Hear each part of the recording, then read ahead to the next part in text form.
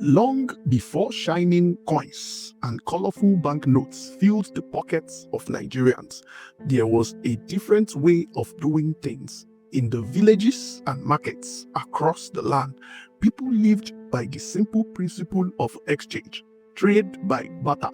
If you had yams but needed salt, you found someone with salt who needed yam. It was that straightforward. Back then, wealth wasn't counted in numbers, but in the value of what you could offer. Ivory, beads, cotton, fish, tobacco, gin, or even cowries. These items weren't just valuable, they were currency in their own right. Cowries, in particular, held a special place. Their shiny white shells symbolized wealth and status. Manila, a metal bracelet-like object, were also used, especially in major trade dealings. But as time passed and the world outside crept closer, change arrived. With the coming of the British, Nigeria began to shift from traditional systems to a more structured form of economy.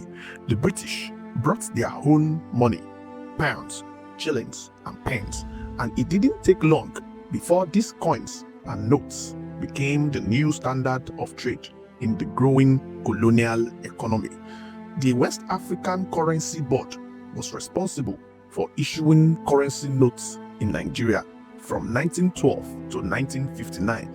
The coins rolled out during this period by the West African Currency Board were 1/10 of a penny, 1/2 of a penny, 1 penny, 3 pence, 6 pence, 1 shilling, and 2 shillings, while the banknotes were 1 shilling, 2 shillings, 10 shillings, 20 shillings, and 100 shillings.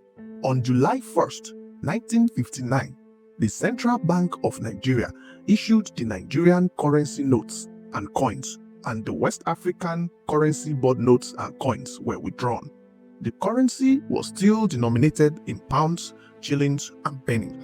The coins issued were 1/2 a penny, 1 penny, 3 pence, 6 pence, 1 shilling, and 2 shillings, while the paper notes were 5 shillings, 10 shillings, 1 pound, and 5 pounds.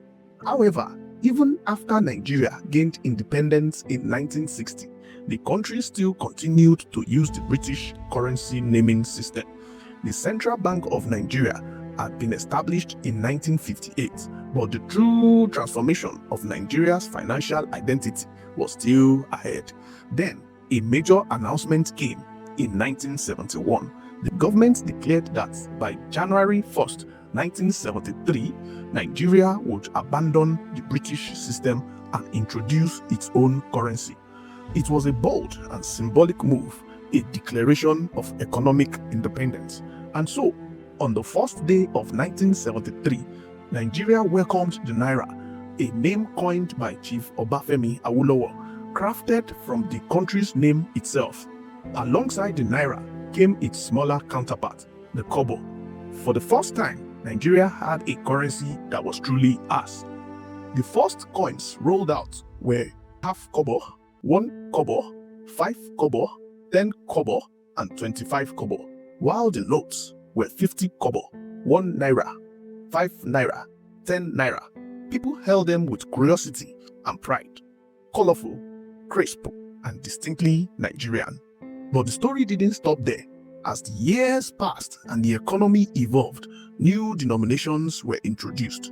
On February 11, 1977, the 20 naira note was issued.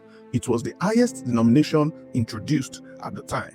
Driven by the growth of the economy, the preference for cash transactions, and the need for convenience, the 20 naira notes was the first in Nigeria to bear the portrait of a prominent Nigerian citizen, the late head of state, General Murtala Ramat Mohammed. The note was issued on the first anniversary of his assassination as a fitting tribute to an eminent son of Nigeria. He was declared a national hero on 1st October 1978.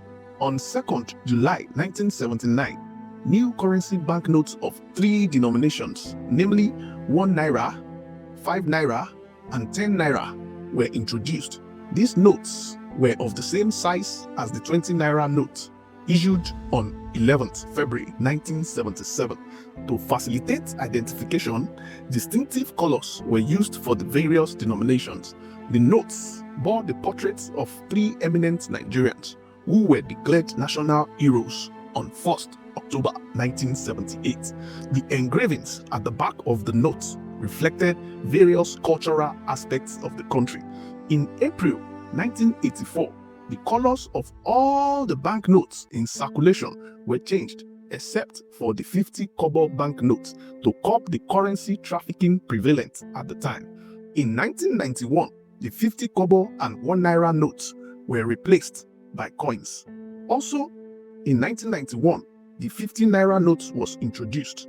By 1999, the 100 Naira note entered circulation. Then came 200 Naira in year 2000, 500 Naira in year 2001, and finally, in year 2005, the 1000 Naira note, the highest denomination to date.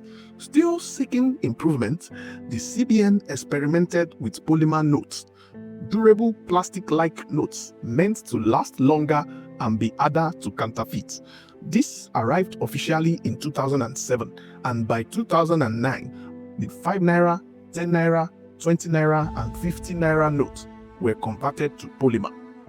In November 2022, the colors of the higher denomination banknotes, 1000 Naira, 500 Naira, and 200 Naira, were changed to address hoarding, shortage of clean banknotes, and counterfeiting activities. From barter to beads, cowries to coins, and shillings to the mighty Naira, the story of money in Nigeria is one of growth, adaptation, and identity.